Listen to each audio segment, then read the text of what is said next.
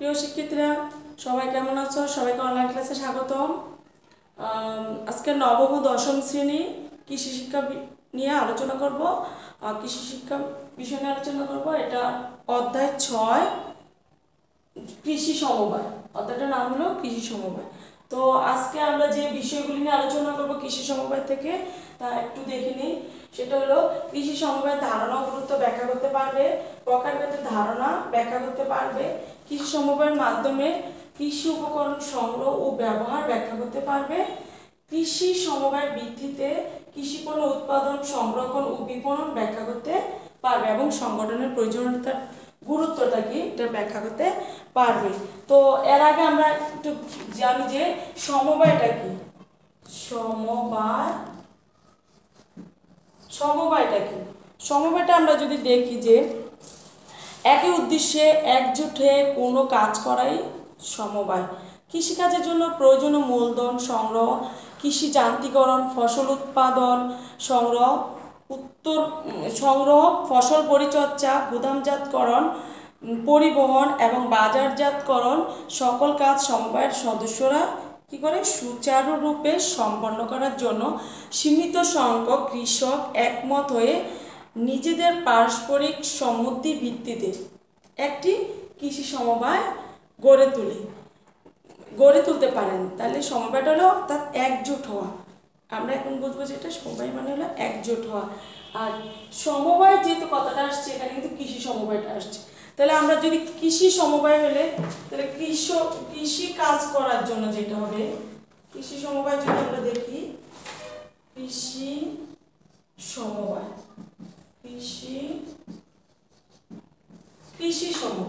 কৃষি সমবায়টা যদি আমরা দেখি ওটা ছিল শুধু সমবায় যেখানে আমরা শুধু একজোটে কাজ করব। আর কৃষি সমবায়ের ক্ষেত্রে আমরা দেখব যে কৃষিকাজ সম্পন্ন করতে এবং কৃষি থেকে এই কাজটা আমরা সম্পন্ন করব এবং এর থেকে সর্বোচ্চ মুনাফা অর্জনের লক্ষ্যে সমবায় পদ্ধতি ব্যবহার করা যায়।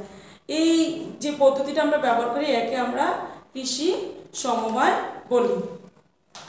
আর কৃষি সমবায়গুলি সাধারণত এলাকা ভিত্তিক বা আঞ্চলিক ভিত্তিকভাবে হয়ে থাকে। আর এরপরে যদি আমরা একটু দেখি যে আধুনিক কৃষিতে বিজ্ঞান ও প্রযুক্তিগত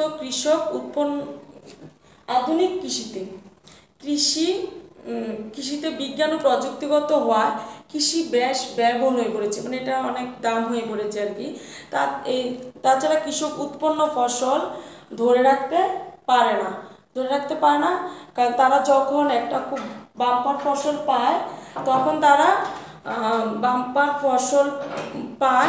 তখন তারা ভালো দামটা পায় না।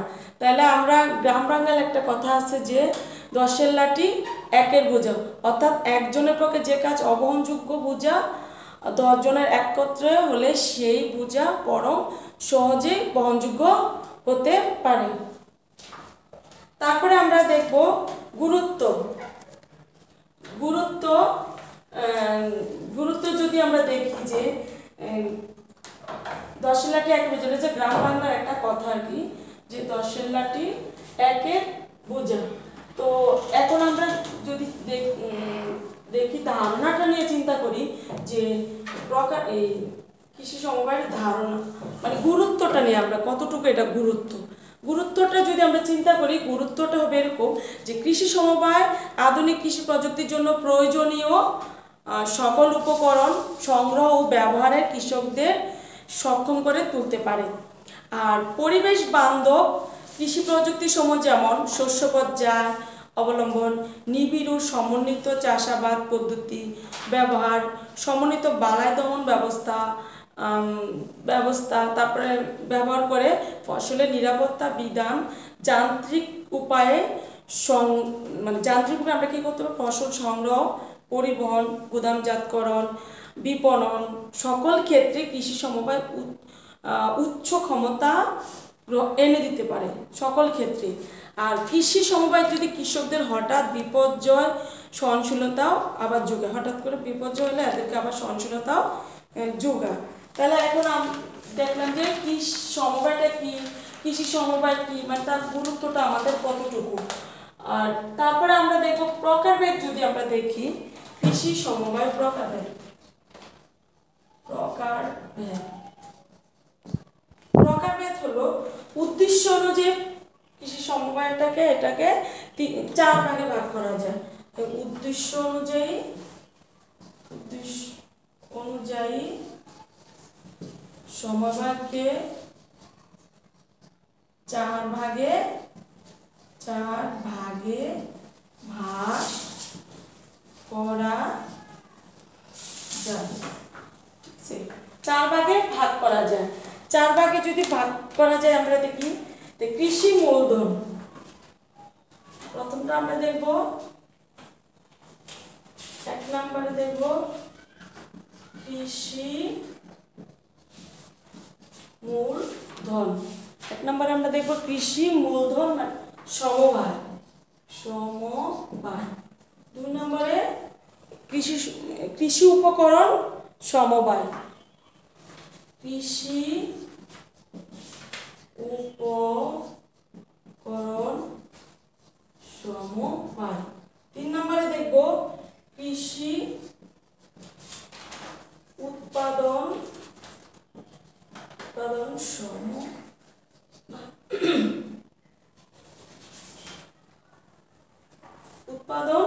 সমবায়। 4 নম্বরে দেখব কৃষি পণ্য বাজারজাতকরণ। কৃষি পণ্য বাজারজাতকরণ।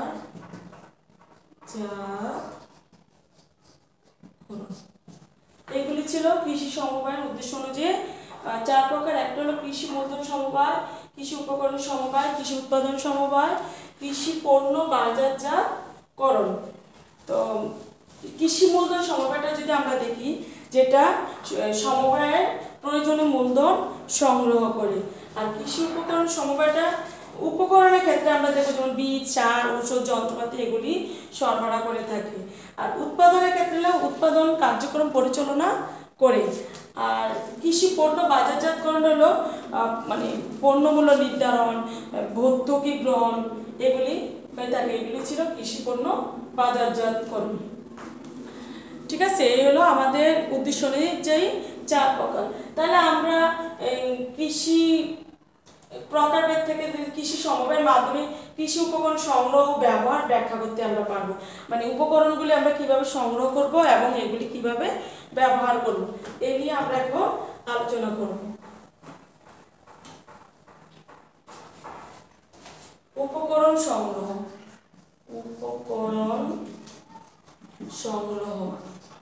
ও ব্যবহার। উপকরণ সংগ্রহ ও ব্যবহার। তাহলে উপকরণ সংগ্রহ ও ব্যবহারগুলি কি কি ছিল? উপকরণ সংগ্রহ করতে যে আমরা প্রথমে দেখি কৃষি জমি।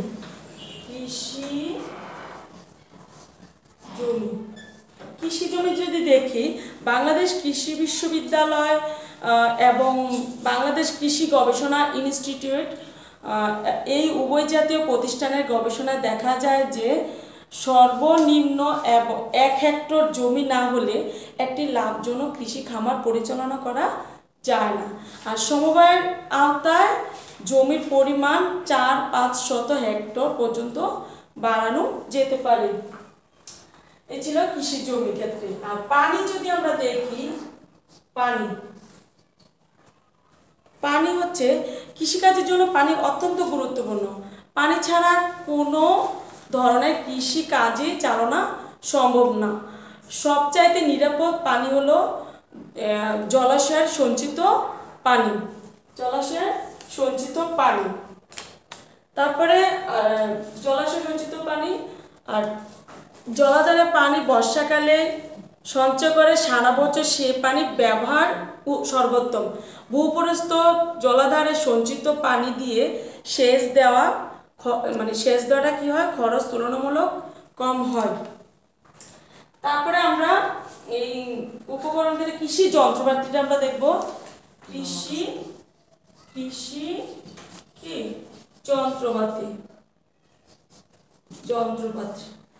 যন্ত্রপাতি যদি আমরা দেখি, কৃষির আধুনিকায়নের জন্য কৃষি যান্ত্রিকীকরণ প্রয়োজন। পাওয়ার টিলার উৎপাদন, পশু পাখি, মৎস্য পাওয়ার টিলার উৎপাদন, ট্রাক্টর থেকে শুরু করে বহু ধরনের যন্ত্রপাতি আমরা ফসল কৃষিকাজে ব্যবহার করে থাকি। এক্ষেত্রে পশু পাখি, মৎস্য পালন তথা সার্বিকটাই কৃষিকাজের জন্য ব্যবহার করা যায়। তারপরে আমরা সার, ওষুধ, বীজ, খাদ্য। সার, ওষুধ, বীজ, খাদ্য। সার, ওষুধ, বীজ, খাদ্য। বীজ, খাদ্য। এক্ষেত্রে আমরা যদি বীজ খাদ্যের ক্ষেত্রে হলো বীজ, সার, পালিত পশু পাখি, মাছের খাদ্য, এমনকি রোগবালাই নিবারক করে আর কি। আর ঔষধের একটা বড় অংশ কী করে সমবায়ের ভিত্তিতে উৎপাদন করা হয়। সরকারের কৃষি সেবা সংস্থাগুলো ও বীজ, সার, ঔষধ সরবরাহ করে থাকে। তারপরে আমরা কৃষি ঋণ দেখি। কৃষি ঋণ,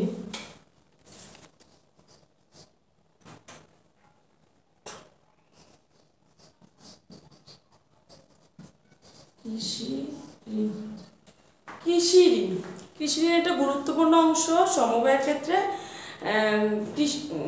এক্ষেত্রে আমরা রেজিস্ট্রিকৃত কৃষি সমবায় হলে ঋণদাতা প্রতিষ্ঠান থেকে ঋণ দিতে আগ্রহী হবে। আর ঋণ গ্রহীতা নিবন্ধনকৃত পরিচয় রয়েছে। 2 নম্বরে আমরা দেখব ঋণের অভাবে সুষ্ঠু ব্যবহারের একটা নিশ্চয়তা রয়েছে। 3 নম্বরে দেখব যথাসময়ে ঋণ পরিশোধের নিশ্চয়তা সমবায় দিতে সক্ষম। আর তারপরে এটার ক্ষেত্রে যদি আমরা আরেকটা দেখি যে প্রথম ঋণ গ্রহীতার নিবন্ধনকৃত পরিচয় থাকতে হবে, আর দ্বিতীয় ক্ষেত্রে সুষ্ঠু ব্যবহার নিশ্চিত থাকতে হবে। এই ছিল আমাদের কৃষি সমবায়ের মাধ্যমে কৃষি উপকরণ সংগ্রহ ব্যবহারের ব্যাখ্যা। তাই কৃষি জমি ছিল পানি, কৃষি যন্ত্রপাতি, সার, ওষুধ, বীজ ও খাদ্য। তারপরটা ছিল কৃষি ঋণ। এখন আমরা দেখি যে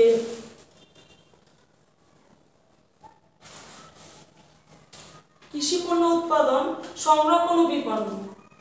সংরক্ষণ ও বিপণন মানে এটা কৃষি সমবায়ের মাধ্যমে কৃষি পণ্যগুলি আমরা কিভাবে সংরক্ষণ করব এবং বিপণন করব।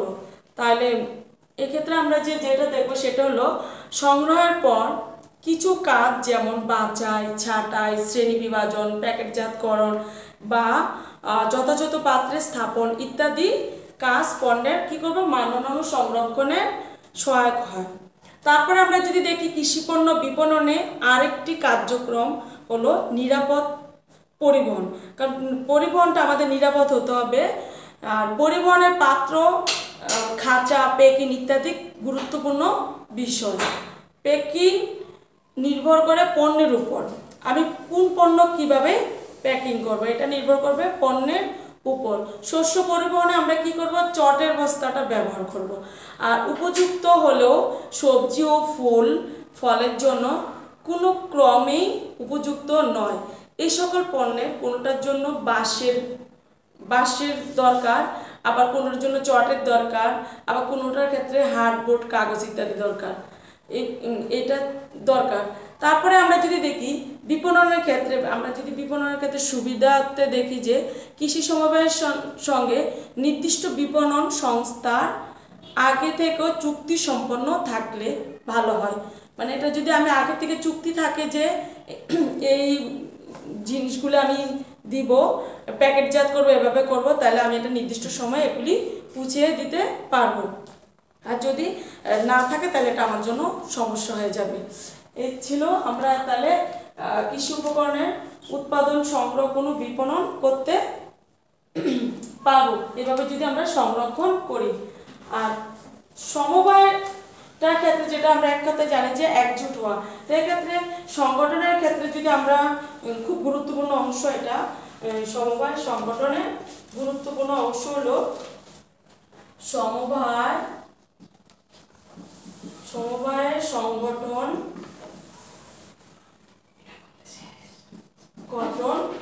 গঠনের প্রয়োজনীয়তা।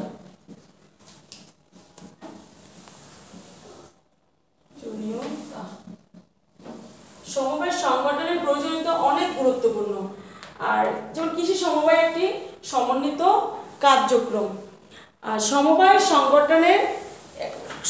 সংগঠনের ক্ষেত্রে কৃষি সমবায় মানে সমবায়ের ক্ষেত্রে এটা কৃষিটা হলো কৃষি সমবায়ের ক্ষেত্রে সমবায়টা হলো একটা হৃৎপিণ্ড। আর এক্ষেত্রে আমরা যেটা দেখব সমবায় কৃষি ক্ষেত্রে পরিকল্পনা, বাস্তবায়ন, উৎপাদন, সংরক্ষণ ও বিপণন সংক্রান্ত হিসাব রক্ষা করে। ঠিক আছে, হিসাব রক্ষা করে। তো এক্ষেত্রে আমরা যেটা দেখব সরকারি বা বেসরকারি সংস্থাগুলো কি করে অনুদান, ভর্তুকি, সেবা গ্রহণ এবং মানে ভর্তুকি যে সেবা গ্রহণ এটি হিসাব রাখে। তারপরে আমরা দেখব কৃষিপণ্য ক্রেতা সংস্থাগুলি কোম্পানি বা ব্যক্তির সঙ্গে আনুষ্ঠানিকভাবে কি করে এরা চুক্তিবদ্ধ হয় এবং এ অনুযায়ী কি করে এরা ব্যবস্থা করে। আর সমবায়ীদের সাধারণ সভা কাছে সমবায়ী কার্যনির্বাহ কর্তৃপক্ষ দায়ী থাকবে এবং এই সমূহ হিসাবগুলো উপস্থাপন করবে। তাহলে সমবায়দের সংগঠন কৃষি সমবায়ের ক্ষেত্রে একটা হৃৎপিণ্ড। আর এই সংগঠনটি যত দক্ষ, সৎ ও শক্তিশালী হবে সমবায়ীরা ততই লাভবান হবে। ঠিক আছে শিক্ষার্থীরা, আজকে আমরা যে কৃষি সমবায়ের ষষ্ঠ অধ্যায় থেকে আমরা কৃষি সমবায়টা কি, কৃষি সমবায় কি, তার ধারণা নিয়ে এবং গুরুত্বটা আমাদের জন্য কতটুকু, আর এগুলি প্রকারভেদগুলি কি কি ছিল, তারপরে আমরা কি কি উপকরণ সংগ্রহ করলাম এবং এটাকে কিভাবে আমরা ব্যবহার করলাম, তারপর কৃষি পণ্য উৎপাদন, সংরক্ষণ এবং বিপণন মানে কিভাবে আমরা বাজারজাত করবো আর কি, এটা সম্পর্কে জানলাম। আর সংগঠনের যে একটা গুরুত্ব সেটা সম্পর্কে আমরা জানলাম। ঠিক আছে শিক্ষার্থীরা, তাহলে আমরা কিছু প্রশ্ন করব। তোমরা সাথে সাথে খাতা কলম নিয়ে প্রশ্নগুলি লেখো এবং এই উত্তরগুলি তৈরি করবে, পাশাপাশি আরো প্রশ্ন নিজেরা তৈরি করবে।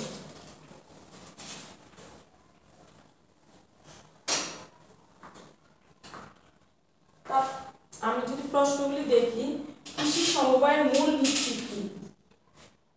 কৃষি সমবায়ের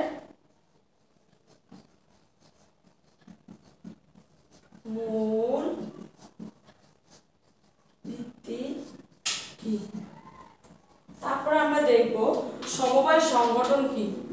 সমবায় সংগঠন কি? সমবায় সংগঠন কি? তারপরে আমরা দেখি জলাধার কি।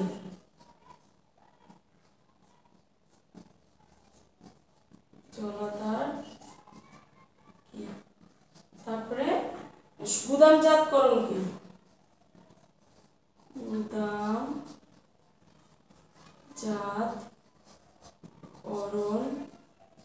কি? তারপরে কৃষি পণ্য কৃষি ঋণ কি? কৃষি ঋণ কি? কৃষি ঋণ কি? তারপরে দেখো কৃষি সমবায় গঠন করা হয় কেন? কৃষি সমবায় গঠন করা হয় কেন? 7 নম্বরে যদি দেখি 10 লাঠি একের বোঝা। 10 লাঠি একের বোঝা। একের বোঝা বলতে কি বোঝায়? বলতে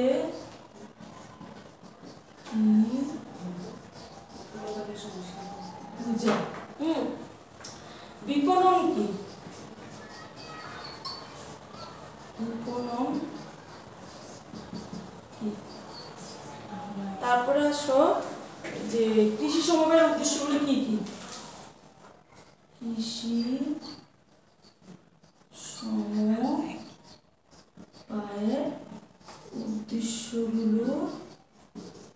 উদ্দেশ্যগুলো কি কি? উদ্দেশ্যগুলো কি কি। তারপরে আমরা দেখব আধুনিক কৃষি ব্যয়বহুল হয়ে পড়েছে কেন। আধুনিক কৃষি আধুনিক কৃষি আধুনিক কৃষি ব্যয়বহুল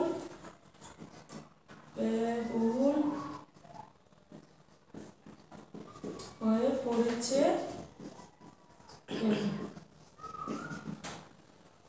ঠিক আছে শিক্ষার্থীরা, আমি এখানে কিছু প্রশ্ন দিয়ে দিলাম, তোমরা আরো খুঁজে খুঁজে বের করে এই প্রশ্নগুলি লিখবে, তাহলে তোমাদের সৃজনশীল বহু নির্বাচনী এগুলি সহায়ক হিসেবে কাজ করবে। ঠিক আছে, আজকের মতো এখানে শেষ। সবাই ভালো থাকো, সবাইকে ধন্যবাদ।